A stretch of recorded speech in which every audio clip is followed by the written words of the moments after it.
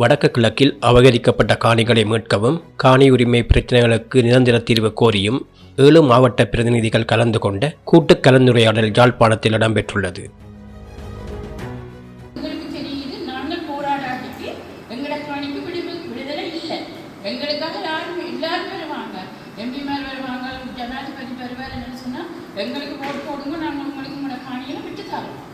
ஆனால் அவங்க அந்த வாக்கு பெரும்படி தான் இந்த செய்திகள் எல்லாம்.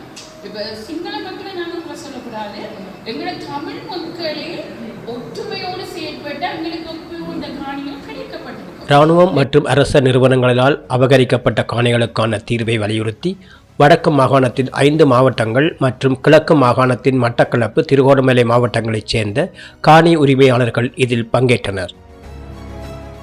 உயர் பாதுகாப்பு வலயங்கள், வனவள மற்றும் தொல்பொருள் திணைக்களங்களின் பெயரில் மக்களின் பூர்வீக நிலங்கள் ஆக்கிரமிக்கப்படுவதால் அவர்களின் வாழ்வாதாரம் கடுமையாக பாதிக்கப்பட்டுள்ளதாக பிரதிநிதிகள் சுட்டிக்காட்டினர்.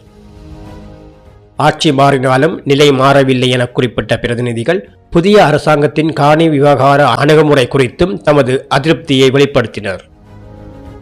மாவட்ட ரீதியான போராட்டங்களுக்கு அப்பால் வடக்கு கிழக்கு தழுவிய அளவில் மக்கள் ஒருங்கிணைந்து சட்ட ரீதியான நடவடிக்கைகள் மற்றும் சர்வதேச நாடுகளின் கவனத்திற்கு பிரச்சினைகளை கொண்டு செல்வது குறித்து எதிர்கால திட்டங்கள் ஆராயப்பட்டன.